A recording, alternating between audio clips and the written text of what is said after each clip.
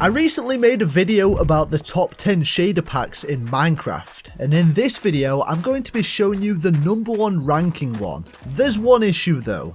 When you download the pack, it won't look like this, and this is because there's a bunch of crucial settings you need to tweak to make this pack as good as possible. Right, so first off, the pack name is complementary. Now, not just the standard complementary or complementary unbound, you want to be downloading complementary reimagined, which is down below in the description. And while you're down there, please consider leaving a like and subscribe as we're getting really close to 50k subscribers. Okay, so I'll just give you a quick speed run of how to actually download this pack. So when you click the link in the description, you're going to go to a site like this, Complementary Reimagined. If you head over to the right hand side here where it says versions, just click that. Now you can see the game versions compatible here. Whatever you're using, just look for that game version and probably go for the newest version. So this is the newest version, 2 months ago, 1.21, sounds good. Look for this green arrow here, click download and the file will download. Okay, so the next step is to open up 2 different folders. So you want to go to the start, you want to hit documents, you can drag this over here, hit this PC, find your downloads folder, and there we go. We've got complementary reimagined there, so we can leave that ready. Then in your search bar, you just simply want to click this, type in %appdata%, hit enter. It will bring up a folder that looks a little bit like this. You want to look for .minecraft, double click that. Head down, look for your shader packs folder, double click this, and this is where all your shader packs will be. All you have to do is simply drag and drop this in, move to shader packs, and there we go. The shader pack is now installed. So all you have to do, boot up Minecraft and your shader pack will be there. Before we tweak these settings, I was inspired to make this video by Demon Joe TV. However, I've tweaked this pack to look slightly better than his, in my opinion, of course. So without further ado, let's begin. So as you can see, this just quite clearly doesn't look anywhere near as nice as it will do in a second once you implement all these settings. So just hit escape, options, video settings, shader packs, and then shader pack settings, and we can begin transforming your shader packs. So first off, you want to start off on performance settings right here. Now from here, you want to change 3 different things. Starting off with anti-aliasing. So this is right here. You just want to turn this off, okay? Then the next thing you want to change is shadow distance. Now, I usually play with this on 10, but this is all, like I said, based on performance. So if you have a lower end computer, probably change this to maybe 8. If you have a higher end computer, change this to 12. Or you can do what I'm doing and go somewhere in the middle on 10. Okay, so the next one is block reflections, and which is just right here, and you just essentially just want to put this on either low or medium. Again, this is performance based. I personally have it on low. If you have a better computer than me, then you can put it on medium or even high, I guess, if you really want to, but I'm going to stick that on low. Right, so the next settings you want to go over to is camera. So just double click camera, just like this. So the first thing we want to change is this bloom option. I like having this off, and another one I like having off is underwater distortion. It just makes visibility underwater so much better, and it just looks so much better, okay? So then you want to come up to this tab, the color balance tab, right? And this is general brightness here. Now it's currently on 1.40. I like tweaking this up just a little bit to 1.50 and making this a little bit brighter.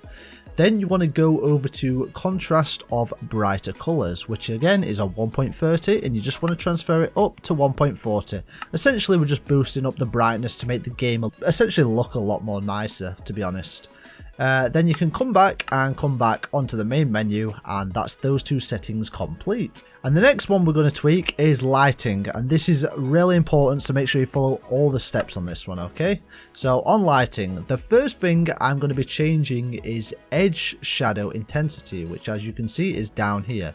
And this is just basically how harsh the shadow like edges are. So I like having this all the way up on 300. I just think it looks so much better. Then you want to go to Shadow Light Multiplier, which is over here, and I actually like turn this up to 140.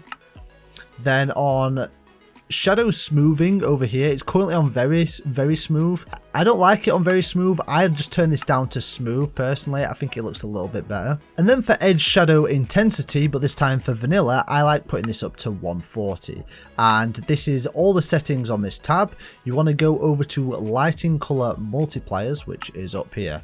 Of course, you want to turn this on so we can actually edit these. Now, we're going to start over on nighttime, and we're not going to change any of these 3 settings here. You just want to essentially change this to 1.40. So that's the lighting intensity multiplier. Change that to 1.40. Then you can head back, and we're going to go over to noontime now. So there's a few changes on this one. On red, you want to tweak this down a setting to 0.95 for red. For blue, put it down to 0.90. For green, put this down to 0.95 and intensity down to 0.90. And this is essentially at noontime, it just changes the lighting and it just looks a lot better. Then you can head back, and we're going to go to, I don't bother with the Nether Dimension because I think they hit the spot perfect with this. So I don't actually tweak anything to do with a Nether. Because I think it already looks really good. However, the end, I think it's a little bit dark and I don't really like it. So I like to brighten this up just a little bit. So starting with the red multiplier, we can put this up to 1.10. Again, with the blue, we can put this up to 1.10. With the green, we're going to go a little bit further to 1.20 and the multiplier 1.50, which essentially just makes the whole place a lot brighter, because if you've noticed within this shader pack, in the end, everything looks a lot like very dark, and this just essentially just boosts it up and makes it so much better. Honestly, highly recommend it. So anyway, from here you can go back again, and then you want to look for block light color, which is just here under the lighting section. So from here, what you want to do is change your blue block light color all the way up to 2, which is a big change here, and green is to 1.60 and intensity to 1.50, and just leave red exactly how it is. Okay, and once you've done this, you can hit back until you're on the main menu once again. Next up is atmosphere, which is equally as important as lighting, so make sure you tweak these settings correctly. Okay, so on atmosphere, a lot of people don't like the Aurora Borealis style. Some people actually have it off.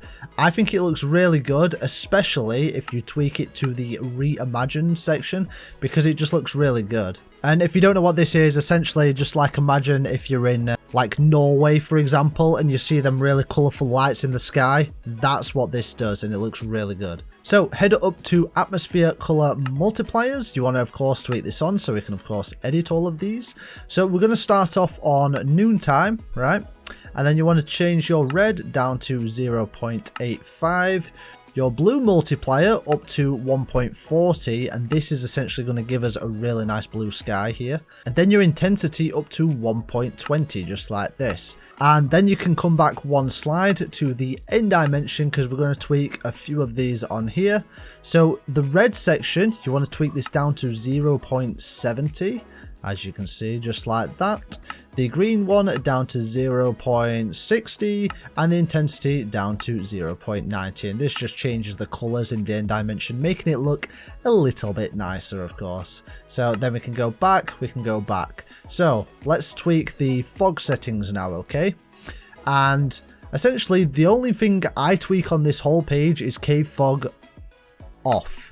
So some people like it on for like more of like an atmosphere down when you're in the caves, but I personally don't like it. I just like having nice, visible, easy to see caves personally. But I mean, you can tweak this section, this setting yourself. I like having it off though, okay? So next we're going to be tweaking the clouds, and there's only one setting that I actually do on this, and that's just changing it to the reimagined cloud style, okay? So put it on reimagined, because they're the nice puffy white clouds that look really nice, okay? Next up, we're going to go sun and moon.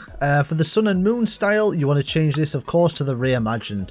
The reimagined style for like pretty much everything on this list just looks so much better, because yeah, it's just the pack. It just looks really nice. The sun and moon angle, you can either have it on default style or you can put it on -20, which is what I prefer, and it essentially just gives you, it positions the sun and moon slightly over so that you get more shadows throughout the day, and it's just a bit more consistent and better, to be honest.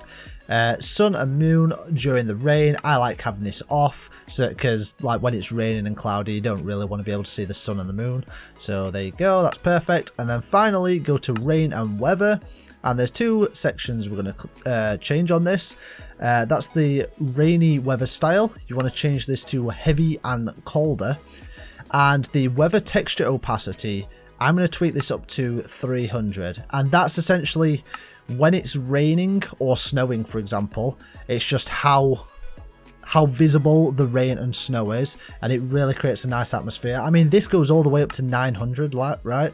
So I just like having it on 300. I think it adds a really nice style. So once you've done with that, you can go back until we're back onto the main menu one more time. Working our way down the list, we're going to go over to materials. Then you want to go to integrated PBR plus materials up here, the top left. And from here, you want to go to glowing ores, and then I actually really like these glowing ores and the way they look, so I'm not going to tweak anything. The only thing I like to tweak is glowing ancient debris. Put that in the off position, because to me that just doesn't really make sense to have ancient debris glowing, whereas the rest of the ores, it makes sense to me. I don't know, just personal preference. So you can go back, and then you want to go over to water. So there's only two things I like to tweak here. This is the water opacity factor, which is basically when you're in the water, basically the visibility, to be honest. So change that to 150. The water foam intensity, I actually like having this off at 0. This is essentially like, imagine there's a lake, and around the lake there's like a white border around the water, which is like essentially meant to be foam. But I like having this off. I think it looks a little bit better. So we can go back down to waving textures now, and essentially what you want to do is have the waving speed down to 0.70. 0.70 is a really nice speed, and yeah. So where you can go back until we're on the main menu again. Don't worry guys, we're almost there. Last slide now. So if you just want to click other, on this page here, there's one thing I like to change, which is hand sway. There's settings of off, subtle, normal, and intense. This is personal preference. Some people like having it off. I like having it on subtle, which is essentially the hand that you see in the bottom right is essentially moving a tiny bit like this. So I like having that on subtle. Now for world outline, what you want to do is have it on for a start. Change the thickness to 3, and then world outline brightness, turn this all the way down to 0.65, click back, and then this is your shader settings done. So as you can see, I mean, I've got a blur mod on, so you can't really see it right now. Now, when you click apply, your shaders will look exactly the same as mine, if you followed through all the steps without skipping, of course. Now, before you leave, please leave a like on the video and check out the top 10 resource packs of the year, as these work especially well with this shader pack. See ya!